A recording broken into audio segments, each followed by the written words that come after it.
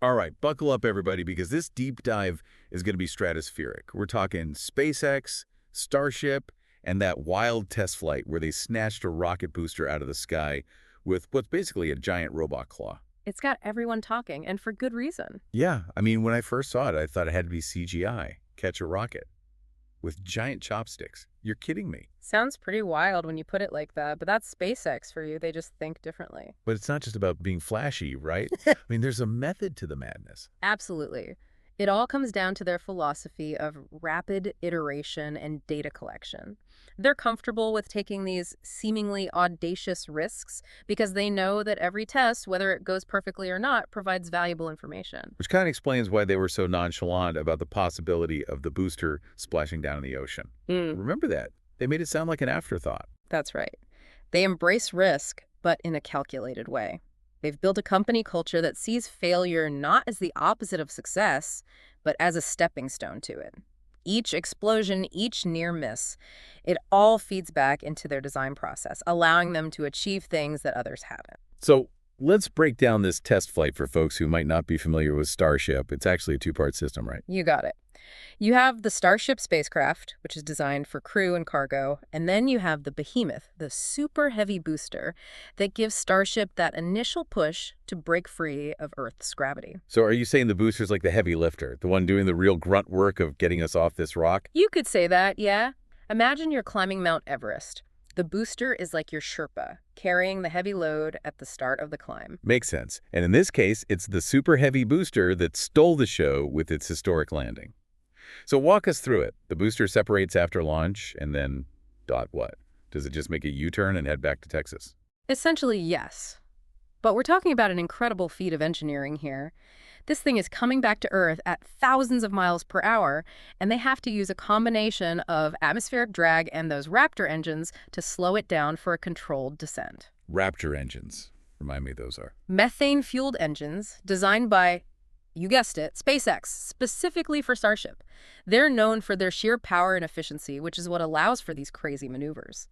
And the atmospheric drag part.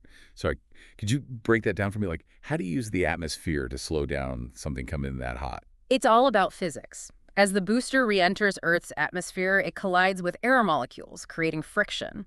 This friction generates heat and, most importantly, slows the booster down. Imagine sticking your hand out of a moving car window. The faster you go, the more resistance you feel. Same principle.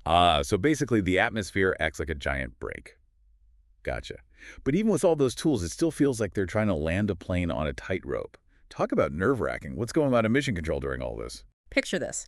A room filled with brilliant engineers, all laser-focused on their monitors, tracking every single detail of the booster's descent speed, angle, wind conditions, you name it. The energy in that room is off the charts. I can only imagine. So at some point, someone has to make the call on whether to attempt this whole catching thing, right? Yeah. Who's the one with their finger on the button? That would be the flight director. They're calling the shots, the conductor of this high-stakes orchestra, and in this case, with just minutes to go, they give the green light. You know, they could probably hear the cheers all the way from Texas to the moon at that moment. So how does this seemingly impossible feat actually go down? I mean, this massive booster is coming in hot, and they're trying to thread the needle with those chopsticks. It's a sight to behold. As the booster approaches the landing pad, those Raptor engines fire up again to control its descent. And then slowly, gracefully, it lowers itself onto those mechanical arms. I bet everyone in mission control was holding their breath and then let out a collective sigh of relief when it finally touched down. Absolutely. It was a pivotal moment. But remember, this wasn't just about putting on a spectacle. The real significance was landing with such precision that they could preserve the booster for future use. Which brings us to the heart of why this test flight is such a game changer. Reusability. Because until now, launching something into space has basically meant using a disposable rocket. Spend a fortune on this complex machine, and then just let it become a very expensive piece of ocean junk. It's true, like tossing out a 747 after one trip across the Atlantic. What SpaceX is aiming for with Starship is a complete overhaul of how we think about space travel. Turning it into something more like, say, catching a flight across the country. You've got it. Reusability is the name of the game. Hmm. By making rockets reusable, they can drastically slash the cost of getting payloads and people into space, and that opens up a whole universe of possibilities. Okay, so we've established that landing that booster was a major win for SpaceX and the future of space travel. But, and I know this is the elephant in the room, what about the environmental impact of all this? It's the other side of the coin. As much as exploring space fires everyone up, we can't just ignore the environmental cost. No doubt. And there's been no shortage of discussion around it, especially with Starship, right? I mean, it's way more powerful than anything we've launched before. And don't forget about the fuel. Methane has its own set of environmental pluses and minuses that we need to consider. Right, methane. Now, I know it's supposed to be cleaner than what's traditionally been used in rockets, but I also read somewhere that it can actually be worse for the environment if it doesn't burn completely. What's up with that? It's not as simple as saying methane's good or bad. It's all in how you use it. You see, methane is actually a very potent greenhouse gas, even more so than carbon dioxide, at least in the short term. But the key thing to remember is that when it burns completely, it breaks down into carbon dioxide and water vapor, which are less of a problem. The real trouble starts when you have unburned methane escaping into the atmosphere. Which, let's be honest, can happen with any type of combustion engine, right? Exactly. And that's why SpaceX is pulling out all the stops to make sure those Raptor engines are working at peak efficiency, minimizing those methane emissions. But there's another thing that complicates matters, and this is where altitude becomes a major factor. This is about the black carbon issue, yeah. I read about that in Dr. Moraes' research. She's kind of the go-to expert on this, wouldn't you say? She's done some seriously important research on this. It comes down to the byproducts of burning methane. One of those byproducts is black carbon, or soot. At ground level, it's a problem, but it doesn't stick around too long.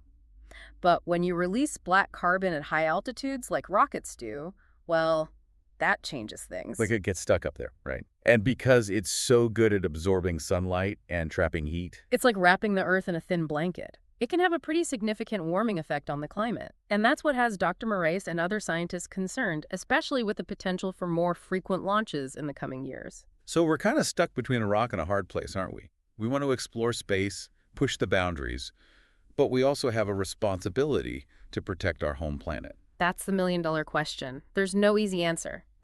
But acknowledging the problem and putting resources into understanding the impact of rocket emissions is the first step.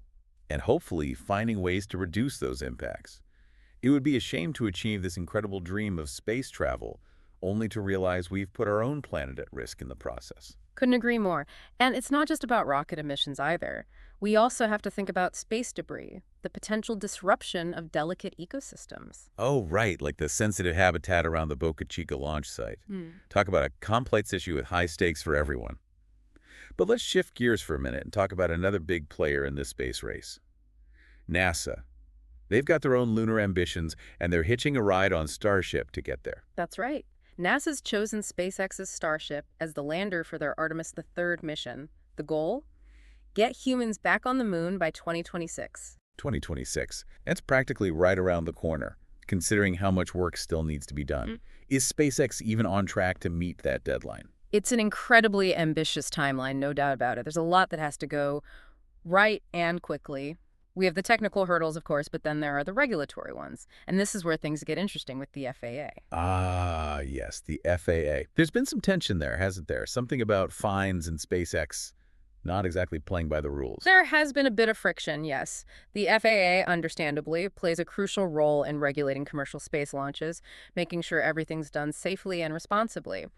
They've been keeping a close eye on SpaceX's operations, and let's just say there have been a few disagreements. Like that time when Elon Musk basically told the FAA to hold his beer and launched anyway. That's one way to put it. There was that incident where SpaceX went ahead with the Starship test flight without getting the official green light from the FAA. A hefty fine and some strained relations were the result. I can see both sides of the coin, though. On one hand, you've got SpaceX trying to innovate to push the envelope, and sometimes that means ruffling a few feathers. On the other, you have the FAA, which has a responsibility to make sure everything is done by the book, with safety and responsibility as top priorities. Precisely. It's a delicate balancing act. This situation really highlights a bigger issue that's only going to become more important as the space industry grows. How do we balance rapid innovation and the need for regulation? It's a tough one. Especially with so much at stake. The future of space exploration, the health of our planet, the safety of the people involved, it's a lot to juggle. It really is. But one thing's for certain.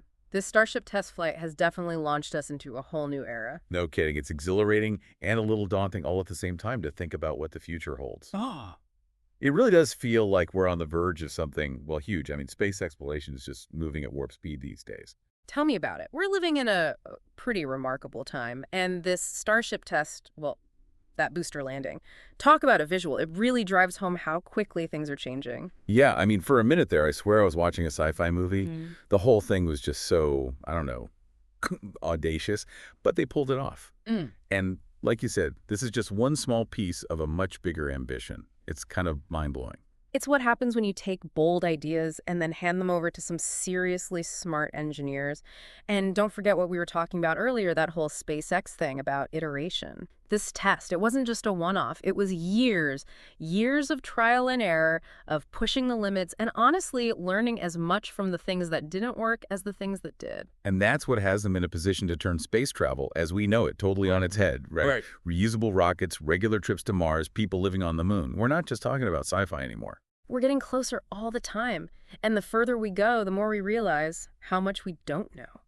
Every journey into space brings new challenges, new opportunities, things we can't even imagine right now. That's both exhilarating, I mean, incredibly exciting, and just a little, I don't know, maybe intimidating. Like, we're standing at the edge of, well, everything, with endless possibilities in front of us. Exactly, a whole new frontier. But just like with any frontier, there are going to be risks. We've talked about some of them. The environmental concerns, the regulatory maze, the sheer complexity of the technology. But I guess those are the things that make it so captivating, too. This is about pushing ourselves to the limit, Yeah. testing what humans are capable of, venturing into the unknown, and understanding our place in this vast universe. Absolutely. Those are definitely things worth striving for. And every hurdle we clear, every question we answer, every step forward, it gets us closer to figuring out those big ones, the ones humans have been asking since, well, forever. Where do we come from? Are we alone? What else is out there? It kind of makes you want to apply to be an astronaut, right? Yeah. But even if we're not all going to be rocketing into space anytime soon, what happens up there? Well, it affects all of us down here. No question, the technology, the discoveries, even just the inspiration we get from space exploration, it has a ripple effect on everything we do. Just think about some of the things that came from the space program. I mean, we've got satellite communication, medical imaging, even everyday stuff like Velcro, all thanks to space exploration. And that's just the tip of the iceberg. Who knows what we'll find as we explore further? What new technologies are waiting to be discovered? The possibilities, they're pretty much endless. It's a future bursting with potential, that's for sure. And this Starship test, well, it shows us that the only real limit is our own imagination. So, to everyone listening, keep your eyes on the stars and those big dreams alive, because the future of space exploration, it's closer than you think. And trust me, it's going to be one incredible ride.